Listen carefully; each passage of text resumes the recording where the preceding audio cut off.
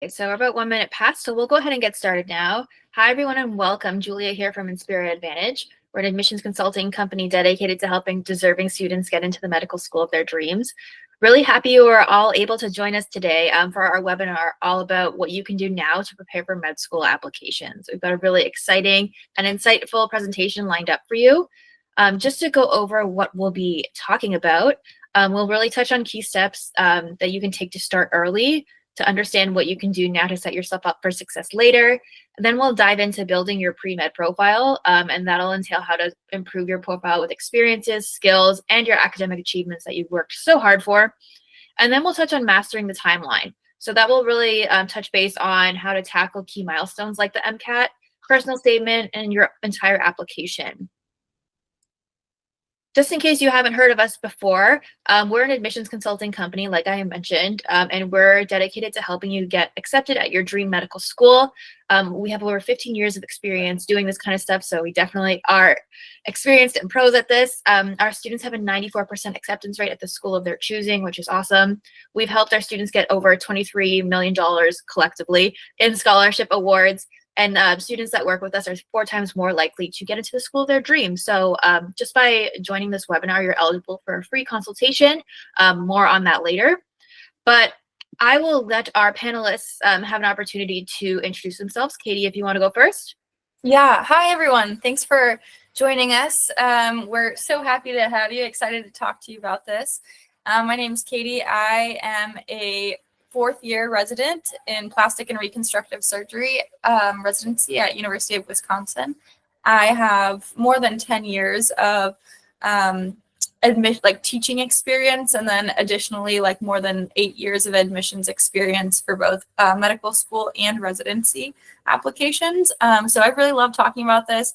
It's a hard process. I'm just happy to kind of share whatever knowledge I have. Hey everyone, my name's Aryaman. Thanks for joining so late. A little bit about me. From the Midwest, but went to college at Duke in North Carolina, did a degree in biomedical engineering. Actually wasn't planning on going into medicine, and worked for a bit as an engineer. Realized it wasn't the right path for me, and so I decided to come to med school. Very fortunate to have attended Johns Hopkins, where then I return now as a interventional radiology resident. Similarly, have been doing kind of counseling and admissions for multiple years for both Duke and Hopkins and University of Maryland. So happy to talk about that. Also about any non-traditional paths because of my history of an engineer. So thank you all for joining, and we'll get started. Amazing. Thanks so much. Just before we jump into the content, I just have a couple of housekeeping things that I want to address. So number one, this webinar will be recorded and sent out to all attendees tomorrow morning. So if you want to review again, or maybe you missed something, you'll have the opportunity to do that tomorrow morning. I also want to flag that at the end of this presentation, like for most of our webinars, we have a Q&A section. So if you have a question throughout the webinar, I'd ask that you hang on to it or just type it in the chat box, so we'll get to it at the designated Q&A section. Otherwise, if people try and speak on the microphone, it kind of derails the conversation, and we want to make sure that we're staying on topic. Okay, other than that, let's go ahead and get started. Okay, I'll get us started here. So there are some important factors to consider when you're considering this pathway, this med school application pathway, and trying to get ready for things. Starting early always benefits you, and that's in any facet of this process.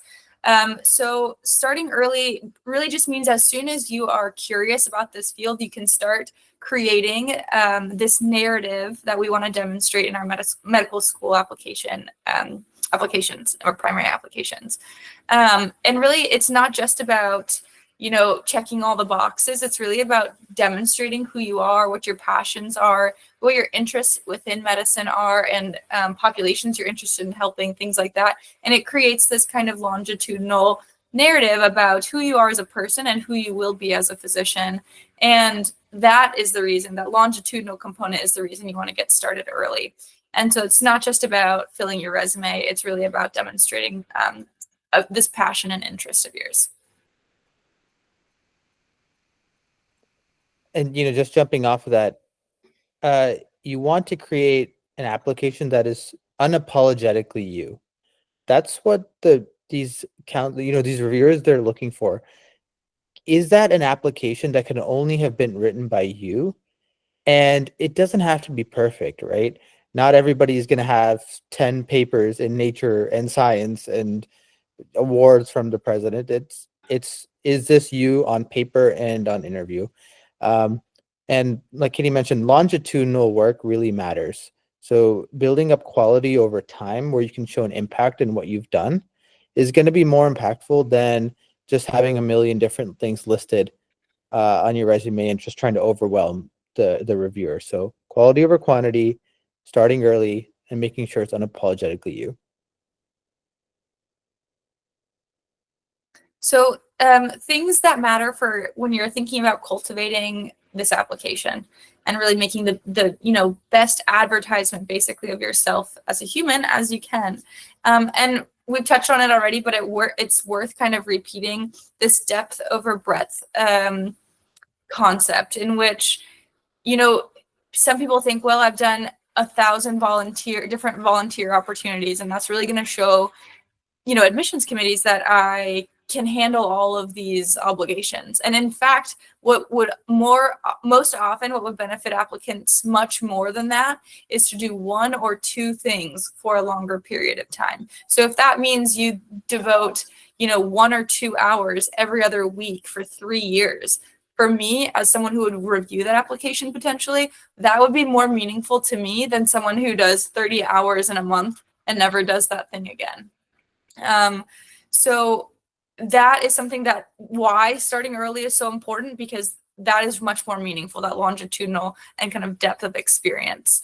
And then demonstrating growth is also really helpful and shows that you are someone that can A, stick with things for a long period of time, and B, can advance properly in those activities. So not all of your volunteer opportunities might have this option, but for example, if you are working in a clinical job, you have the opportunity to demonstrate growth in that job, meaning I started here and I advanced over this time period in these different roles. And it shows not only your ability to stick with it, like I said, but also your ability to grow and learn over time, which is a skill that is so required in medicine. And so those are some important things that we try to demonstrate with your application. So standing out, and I think this can come across different than you all may think. Standing out doesn't mean being the greatest applicant to ever grace the face of this planet. It means to be unique and find your own niche, right?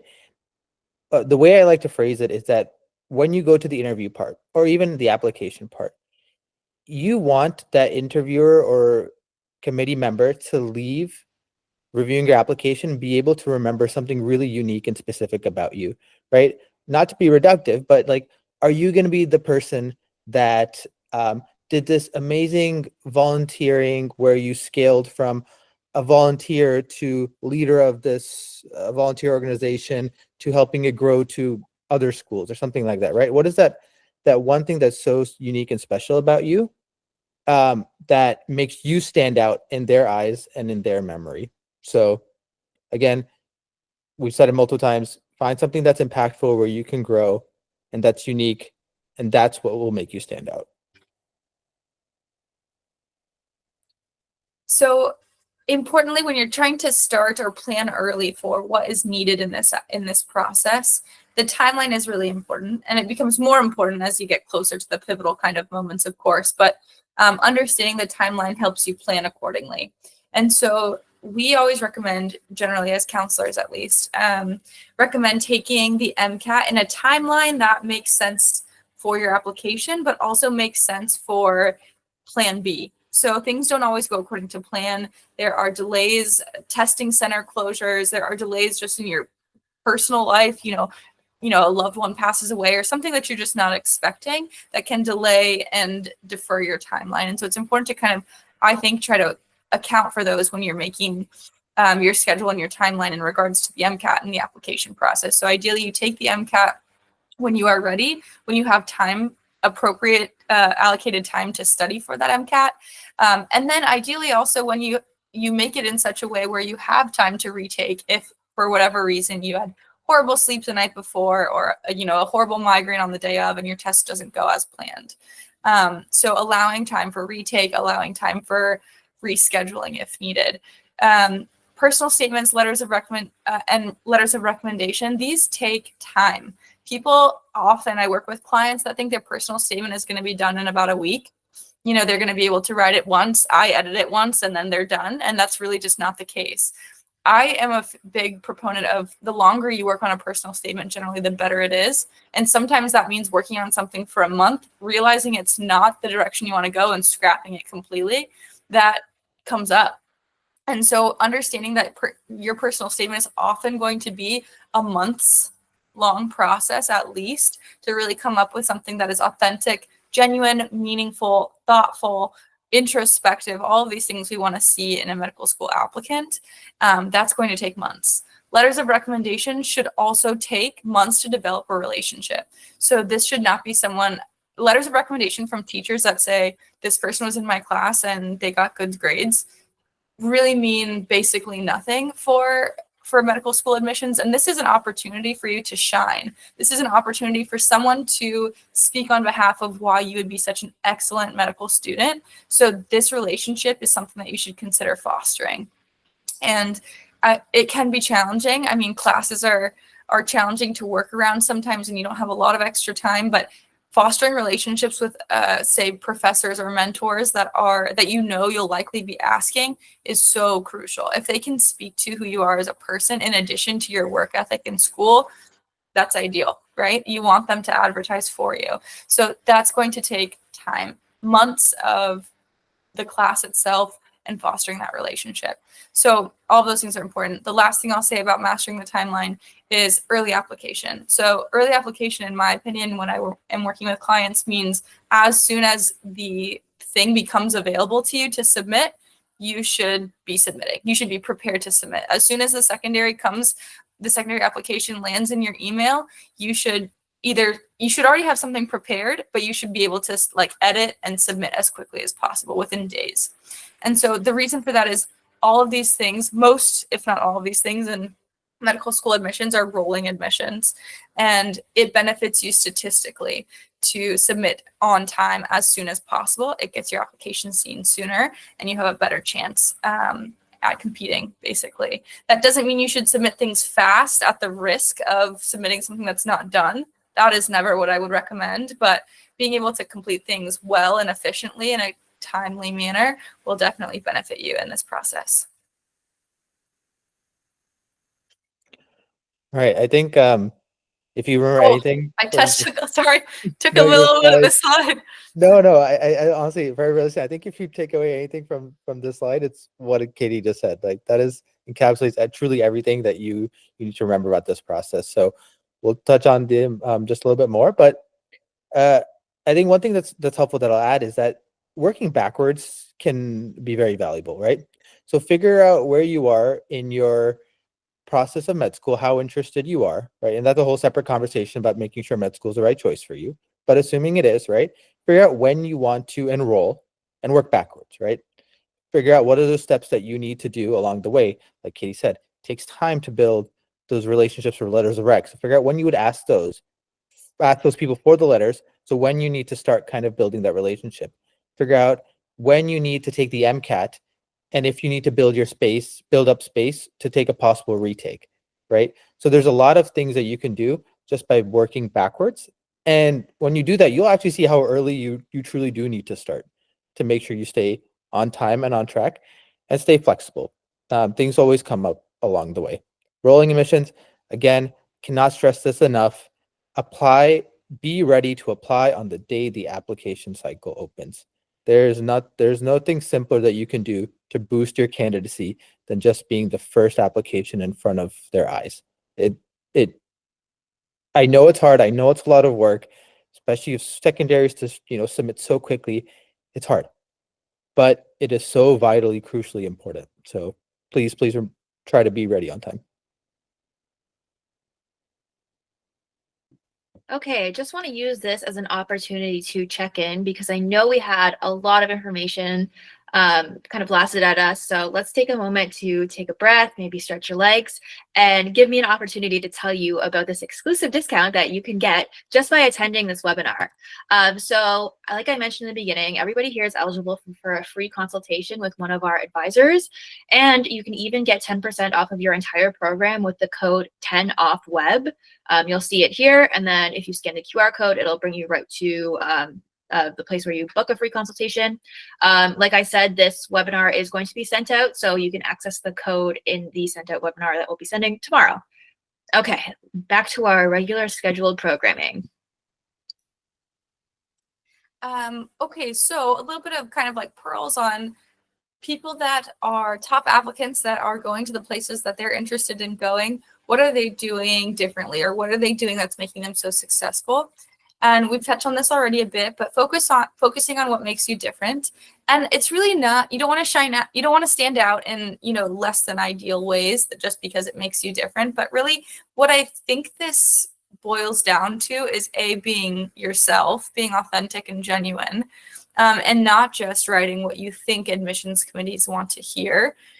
Because there will be so many applicants that are doing that. There will be so many applicants that are writing what they think we want to hear, and they all sound very similar, and that makes things run together. That makes people not memorable in our minds as we're reviewing applications. And so when I come across a personal statement or an application that sounds genuine and authentic, and perhaps not just like the same kind of things that I think people expect that we want to hear, that does stand out to me, because it feels like I actually may get to know this person from their application, as opposed to just, reading through a checklist of like what med school applicants should have. And then, we have already touched on this again, but preparation is more than just checking boxes. It is checking boxes, but it's checking boxes plus. It's making sure all your boxes are checked and you have these things that have put you over and above. And what I mean by that is, for example, what we've already talked about in terms of letters of recommendation. Yes, you have all of the required letters of recommendation, but it's not just 3 professors talking about, yeah, she was in my class and she got good grades and she was nice. It's these professors that have said she actually came to all of my office hours and volunteered with this program that I, run on the side on the weekends during classes, and led tutoring sessions. So just someone who can kind of speak to all these extra things that you've done and speak to you maybe more on a personal basis. Yeah, she got good grades, but it was more important that, she was there for her family member during the semester when they needed it, or something like that. So it's not just checking boxes, it's checking those boxes and some.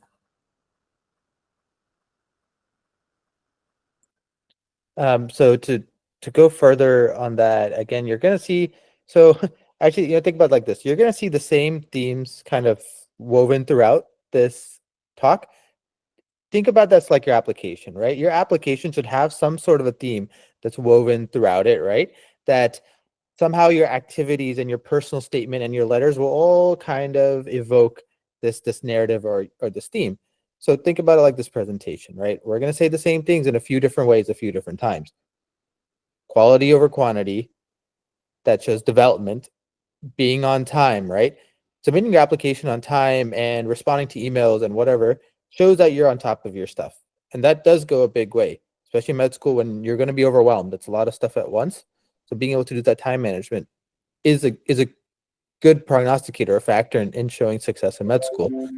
Choosing the right recommenders and submitting a complete application on time. So all the same things we've been talking about, and you're going to keep hearing them. So ways to maximize the efficacy of your application, how to make the most impact. So as we were just saying, so you want to demonstrate characteristics or passions of yours throughout your application in more than one avenue. And you want to show or demonstrate that passion instead of just telling them. Instead of just saying, I have a passion for working with Hispanic populations because whatever reason, you shouldn't even have to say that, because it's so apparent through your actions and behaviors and decisions and what you've chosen to pursue that is a clear theme in your application if it's something that you're passionate about, or underserved communities, or working with this particular population of patients. You should be able to demonstrate that through the decisions that you've made, the volunteer opportunities that you've made, the research projects that you've done. Ideally, all of these things kind of line up to create a narrative where you don't have to tell anything. Your application shows it to me.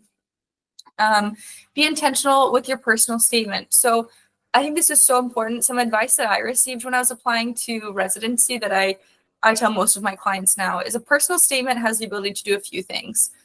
I would say about 90% of the personal statements I read are generic, vague. They don't hurt you. They don't help you. They are what my impression of students wanting what they think I want to hear as a admissions counselor. They don't do anything for me. They just don't do anything bad, which is fine. I mean, that is just the case. About so many of them I read are like that. 5% of personal statements say something crazy and unhinged and like are red flags. Those are pretty rare.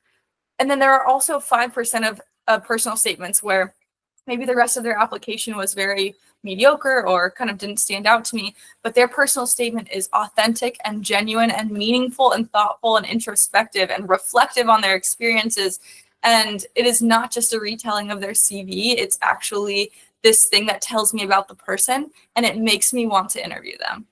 So that is rare. It's not always attainable. Sometimes it feels like you can't get there for whatever reason, but that is what you're shooting for with a personal statement. And it should be thoughtful and intentional. It should not just be, I did this activity and I learned from it.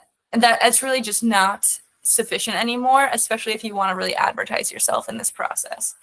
And then think like an admissions committee. So it gets hard because you spend a lot of hours staring at your own writing and you don't even know what it means anymore at some point towards the end, but try to occasionally take a step back, let it kind of simmer and don't look at it for a couple of days, come back to it with a fresh pair of eyes as though you were someone who was reviewing this applicant and see what your impression of your own application is.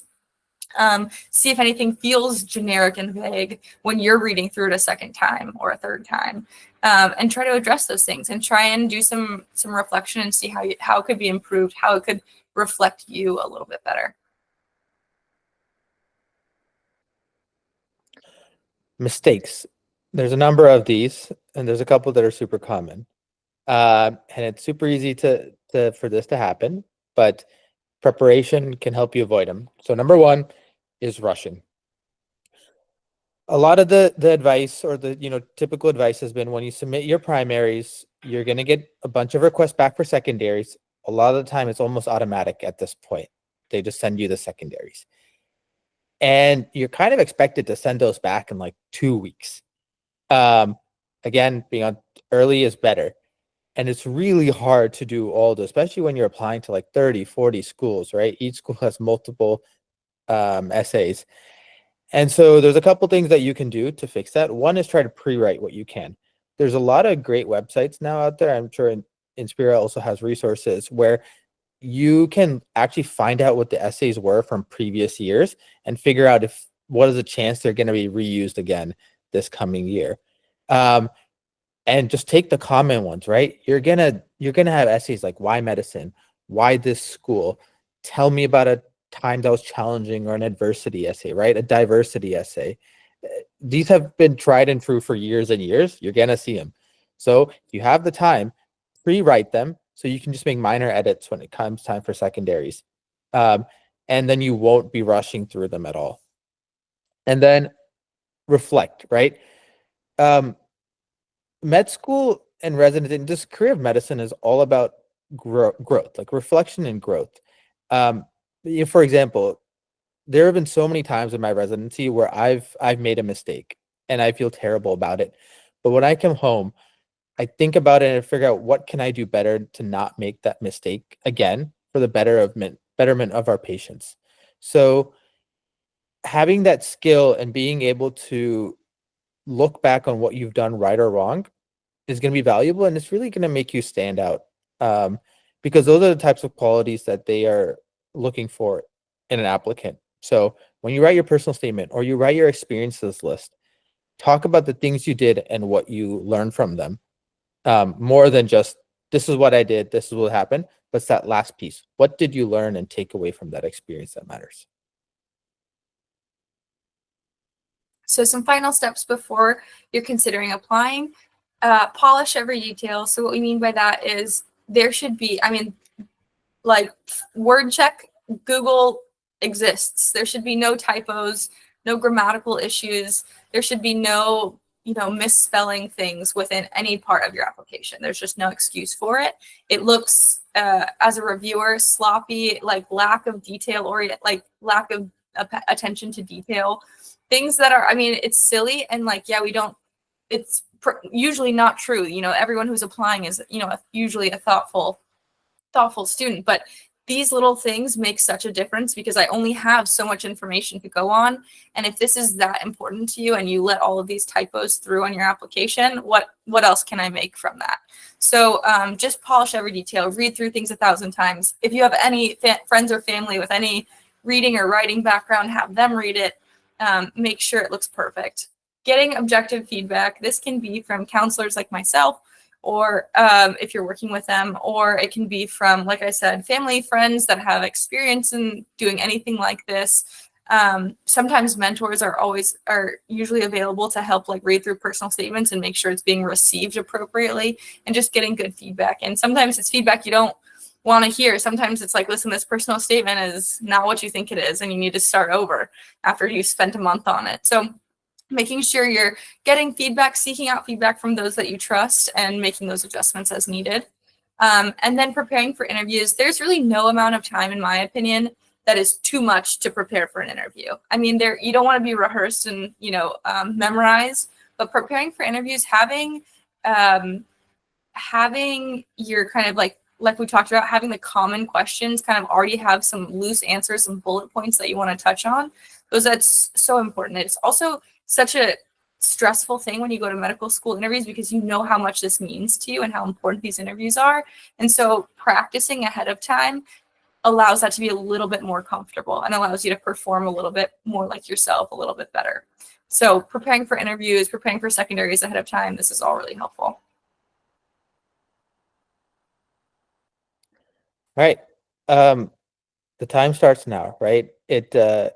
If you're asking when should I have started preparing for med school, the answer was yesterday. So the earlier you start putting things in motion and in line will actually pay dividends in the end. This is not a thing, an application, not something that can be built in a night or a day. It truly does take years because there's so many steps along the way. And, I think this first point is interesting, right? Every choice you make adds to your story. So it does, but don't choose things because you think that's what you need to do to get into medical school, right? Don't pick up some random volunteering gig because that's what you think you need to hit some X number of hours because someone told you that somewhere, right? Pick the things you like to do. I promise you, passion comes through in writing and in interviews better than you think, right? If you're truly passionate about something, I promise you that we'll pick up on it.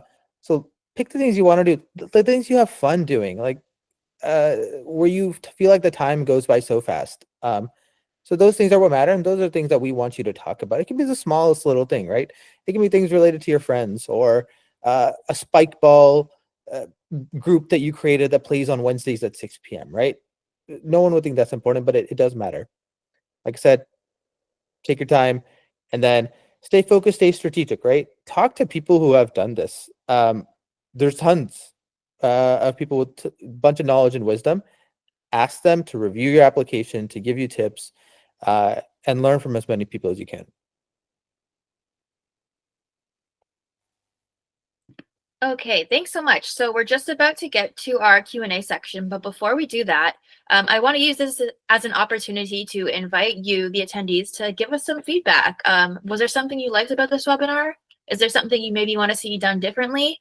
Your feedback really helps us improve and offers better guidance for us in future sessions. So if you have something you'd like to share, feel free to scan that QR code and just type it in and let your thoughts be known. I will say, yesterday's webinar, there were some issues with the form. So if for any reason the form is not loading properly or it's not available, just let me know in the chat, and then I'll send a link. I just can't see it because I have access to it, so I can't tell if it's public or not.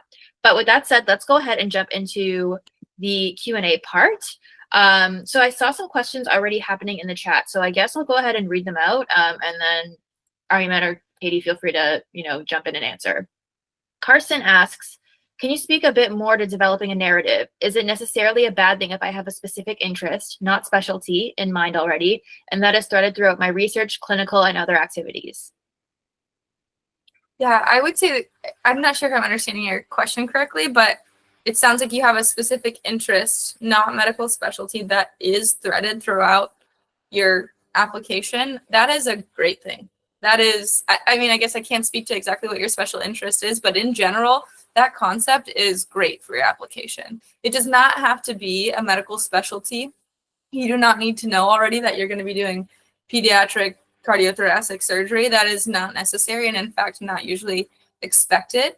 If you have that, great, but definitely not necessary that you have a specialty in mind. Usually it's just something that you like, like an interest that you have. So for example, mine was like education, so I did all this extra stuff in education and taught and led courses and whatever, and so that was throughout all of these things that you've mentioned, and that I think is a helpful component to any application. And that is what we're talking about when you like say something that makes you stand out. It's because that's a specific interest that you have that maybe other people don't have. So I think this sounds like you're doing all the right things, and you're developing that narrative that we talked about. Okay. Leonardo asks, where would you talk about your gap years that you took? Yeah, there's a couple different spots, and I think it depends what that gap year meant to you, or gap years meant to you. If they're truly important and affected your decision to pursue medicine, it needs to go in your personal statement, right? Your personal statement, at the end of the day, the question you're answering is, why do you want to do medicine? Right, in your own words, in your own story. So if that is part of that process, then you talk about it there. Or if it's like kind of a more minor thing, it can go in your experiences list, right? It can either be a normal experience or it can be a meaningful experience. You just kind of have to gauge how important it is to you, and there'll be plenty of opportunities to mention it. Okay, question from Amy. When you are doing your gap years, presumably 1 or 2, how do you cultivate your relationships with the professors at the college you graduated from to ensure good letters of recommendation? Yeah, this can be a tricky area to navigate. So I think if I'm interpreting this question correctly, it basically means you graduated, you have spent some time away from those professors, and now you need good letters of recommendation. So 2 ways that this can be managed, in my opinion, is one, if you know going into those or during the time of those classes that you will be A, taking gap years, and B, applying to medical school, if that's all kind of part of the plan, you can always ask for letters of recommendation while you're in the peak relationship during the class, and then use those letters a year later during your application, so that it's a fresh letter, but that you're using kind of in a delayed fashion. Or B, the second part of this is a little challenging. So for most people that take gap years, they don't realize that they're going to take these gap years and that they're going to have some delay between medical school application. They may not even know during the class that they are going to end up applying to medical school, and so it can be hard. But there are sometimes ways that you can stay engaged with those professors for the letters of recommendation purposes, and for the relationship purpose. That can be volunteer if they are, say, science professors that occasionally volunteer with like programs on campus. That can be getting involved in those programs. If they do research that you're interested in, that's a great way to stay involved with them. In addition to their class, if they have any, like sometimes they have TAs or tutoring sessions available for students in that class or students struggling in that class, that would be a great way. So all of these ways you can reach out to this specific professor and say, hey, so-and-so, I really loved your class. I don't know if you remember me, whatever. I am applying to medical school this year, and I'm really just looking for additional ways to be involved. Do you have any of these things that I could help with? And maybe they do and maybe they don't. But even if they don't, you've reinitiated this relationship, and you never know kind of what networking can come from that. But those are just some examples of ways that you may be able to kind of work back in and get fresh letters of recommendation from professors after you've graduated. Okay, amazing answer. I have a question here from Omema. I hope I'm pronouncing that right. Can my personal statement be my life stories that have led me to medicine? I always hear some people say your personal statement should not be your life story, but then others say it should. Yeah, I think again, it depends on a few different things. One is, what do you mean by life story, right? I don't necessarily need to know the time and place of your birth and the orientation of the sun and moon, right? Like, but tell me the things about your life that led you to pursue medicine. Why did you decide that that was the path you're gonna take and it was best for you? Um, so if that's the life story you're talking about, then absolutely, right? The last thing I wanted your personal statement to be is someone else's life story, right? So make sure it's about you. And I think this speaks to um, one of the other pitfalls that we see sometimes is that when people are writing their personal statement or talking about their experiences, they don't make it enough about themselves, right? This has to be the things that you did, the activities you participated in, the impact you had, and the things that you learned from it, right? Um, your group as a whole might have done something amazing, and I want you to talk about it, but what was your role in getting that group to do that amazing thing? So make sure it is your life story, not someone else's life story, and the relevant parts of the life story to answer why medicine. Also, just add, I think this is an important question. This is an area that can be really confusing when you're writing personal statements. I think when people say, or advisors or whoever say, it shouldn't be your life story, it should not be your life story, what we are worried about is what we see often in these personal statements, which is, I want to go into medicine because my mom or loved one had a medical issue and I was with them throughout the whole thing and it impacted me. And I don't doubt that that is true for those applicants, but we see that application so often. And in reality, it's really hard to get to be 20 something years old and not have some interaction with the medical field. It's not as I don't want to reduce your experiences, but that kind of story is not as significant as they are hoping it will be.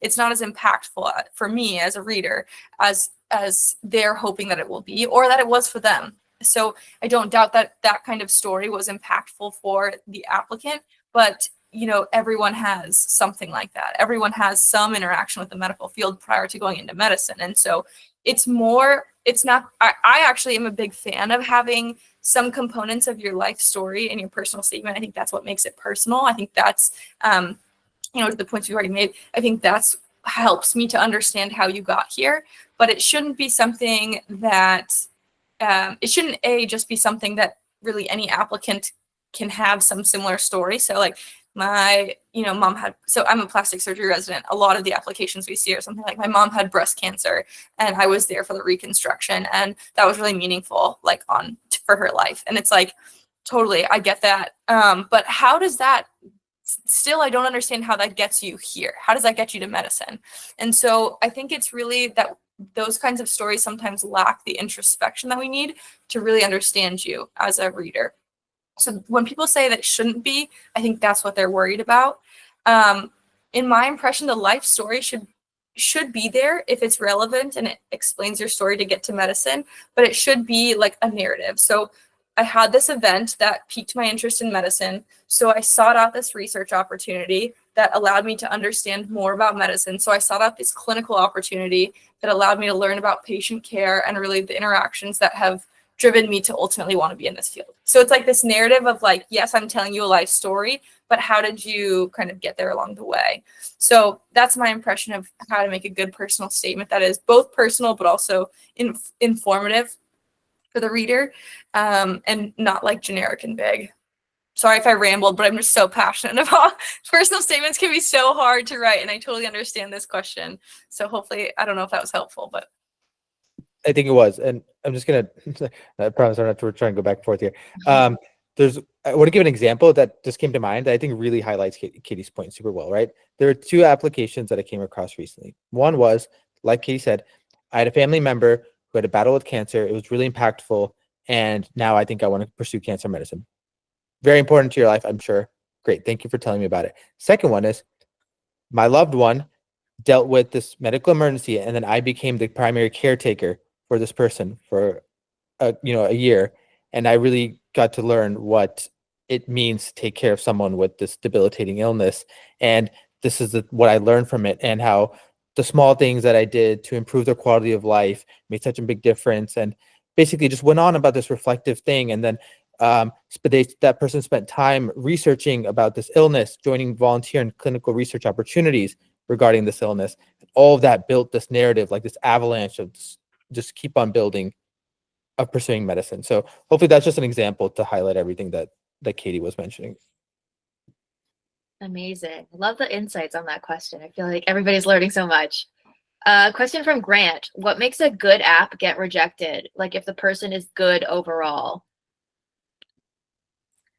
Katie? This is a good question.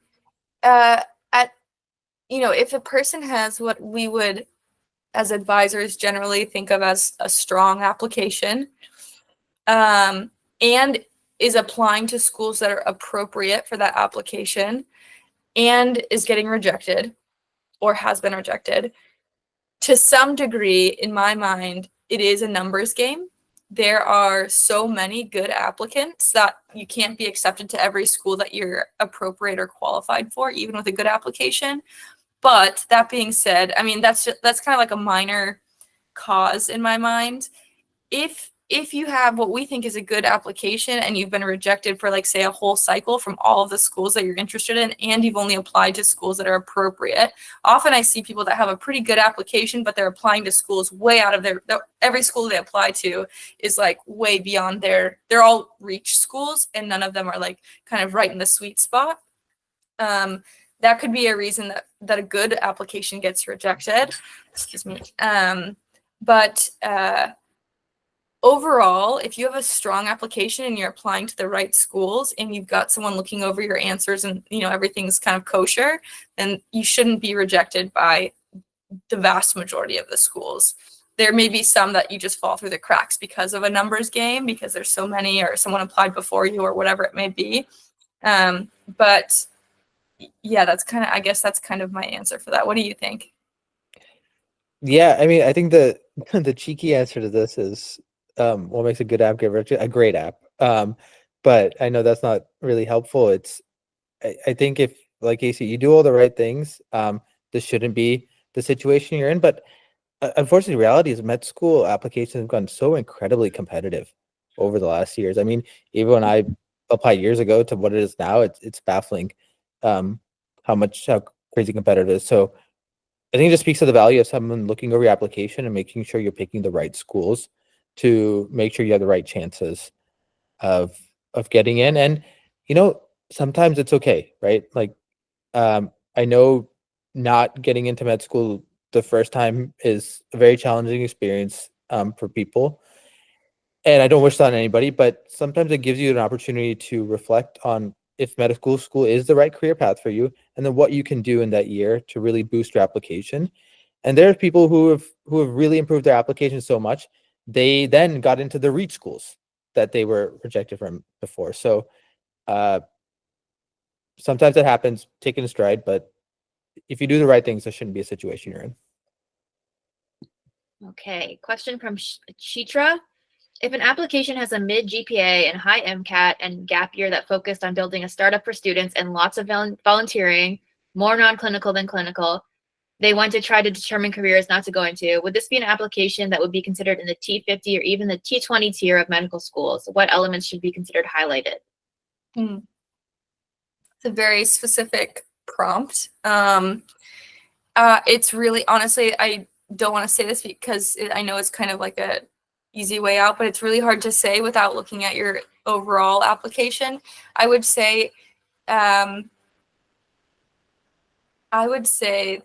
just looking at your numbers, I think you have an interesting application that has some unique features that should be highlighted. Like specifically your gap year sounds like it has some interesting, unique experiences that you could highlight in your application, but not just that you did it, but why that would make you a good physician in the future, why it would make you a good medical student and an empathic individual. So you could certainly highlight that as like a differentiating kind of factor in your application that would be different from others. It's hard to say. It's really hard for me to say if this is a top 50 or top 20 tier school at like candidacy just without reading the whole application, your personal statement, your letters of rec, etc. I think, yeah, probably it is in the top, at least in the top 50. But yeah, it's hard to, I don't want to give you like specific guidelines or recommendations without seeing everything, but I think that sounds reasonable. What are your thoughts? Yeah, I agree. It's tough to give a yes or no, but sounds like you got some cool stuff to highlight, right? And that's what we encourage you to do. And I think this is, again, speak with someone to review your whole application, whether it's an admissions advisor, right, or it's a friend or a family member. It's very easy to just get locked into your own application, and that's all you see. So have other people look at it, review it, and see what's interesting. But I think you have some good elements there. I mean, what a perfect opportunity to book a free consultation and discuss that with an advisor. Question from Shalaya. Could you please provide some tips when a letter of recommendation is a committee letter? What can a student do to help themselves? So yeah, committee letters are tough because some schools, will do committee letters versus individual letters from recommenders that you get to organize. I also think some places are different, right? There are schools that their committee letter is an aggregation of the letters that you have asked for from school faculty, right? So in that sense, it's not really much different. It's just the school is combining them into one. In the schools that you have a committee letter plus letters that you solicit from other individuals, a lot of the focus is given to the ones that are written by the individuals. The one that comes from the school is generally pretty standard and generic. It's like you'll meet with your health professions advising committee. They'll ask you a little bit about your application. They'll have you write your MCAT experiences beforehand so they can mention it in their letter. Like, I don't know. Me personally, I don't really put too much weight in those committee letters. It's the rest of the stuff I care about. So I wouldn't stress too much about it. I don't know if Katie, you have other thoughts. Yeah, it's not an ideal situation for advertising yourself. Sometimes it's just what you're stuck with. It's almost like you have to compensate in other ways. Have other letters of rec sometimes that are more outstanding. Some things that I've heard students do that have helped is have your personal statement and CV really tuned in so that you can provide those for the committee. And then some folks have, you can identify who is responsible for putting together or writing the committee letter and see if there is any connection you can make with that person in particular, like research or whatever it may be. But those are kind of reaches, very specific situations that would apply to that. But worth a shot if that's something that you have access to. Okay, question from Sarada. What are a few factors that made you different than other applicants that helped you get into medical school compared to those who didn't? So, I mean, I think this is going to be purely individual and everyone's going to be so different. I mean, I'm happy to talk a little bit my story real quick. I know we have a lot of questions to go through. I mean, I think what made me different was the fact that I actually pursued a career as an engineer and, developed a startup while I was in college. I'm not saying that this is something you should do or anybody should do, right? I mean, clearly it didn't pan out and I went to med school. So everyone's story is so unique. And I think that's the beauty, right? When I got to med school, the first day, it was just so fascinating to hear the life stories and the experience that led people to come to med school. I mean, I had people from underrepresented minority backgrounds that are some of my greatest friends. Some people who did incredible volunteering during the pandemic. Some people who were engineers like me. So you'll see a bunch of different stories. And there's nothing that it's not like one thing is better than one story is better than the other story. It's just different. Yeah, I think, I agree. It's just really just my advice is finding something that you are passionate about and or enjoy doing anyways and making that work for you. And that's not just for med school applications. I do that now in residency as well. I have family members and friends that are from basically like an underserved background. I lived and worked in an underserved background for a long time. It's something I'm passionate about, is finding ways to improve access for these folks in very easy, simple ways.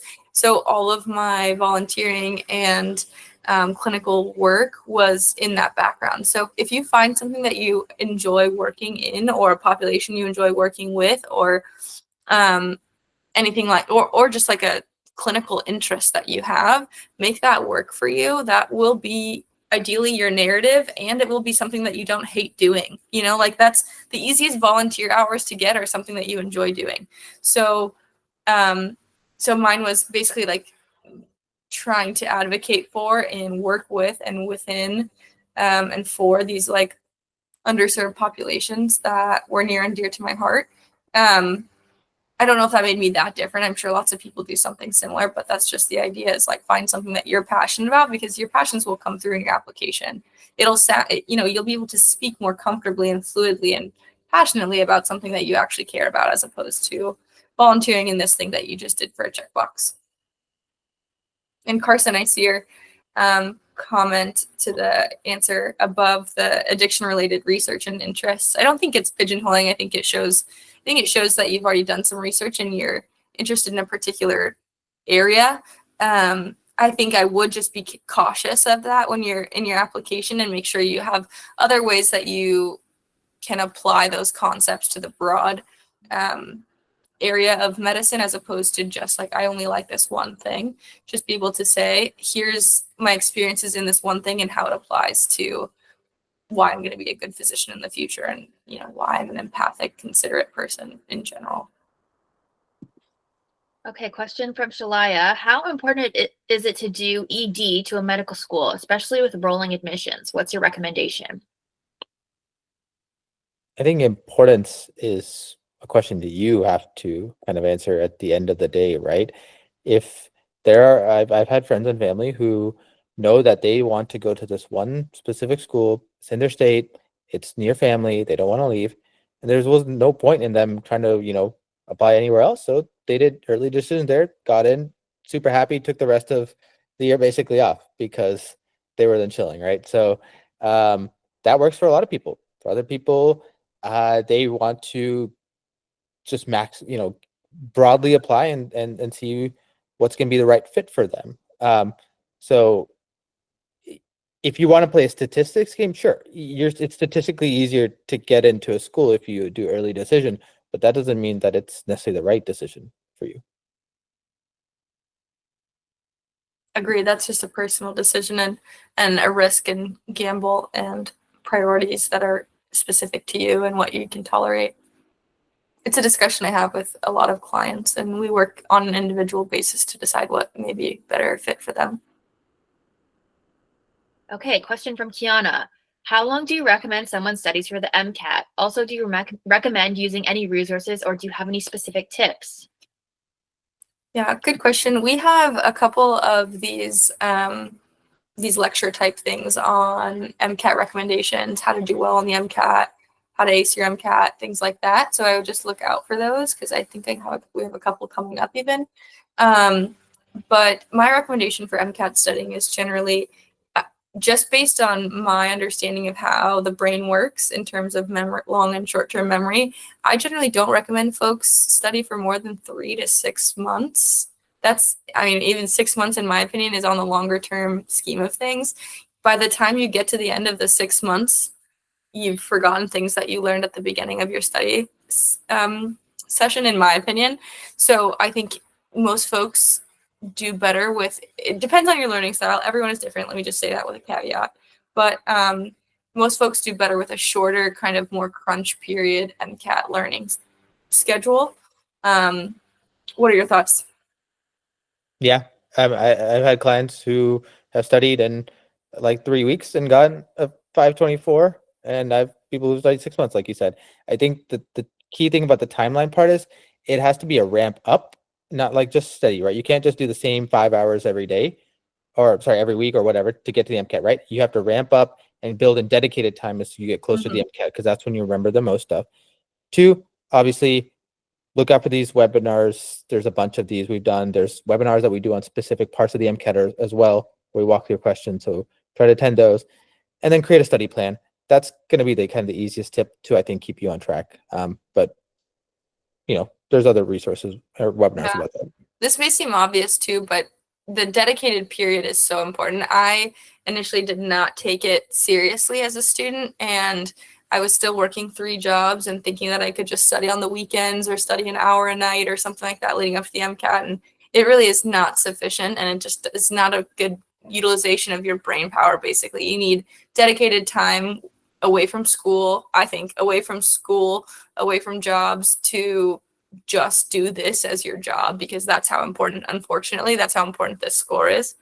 So that's my recommendation, is just take it seriously, prioritize it, give it the time that it deserves.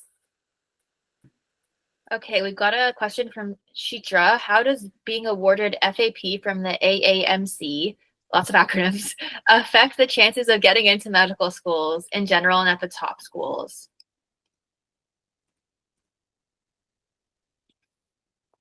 By this, I assume you mean the fee assistance.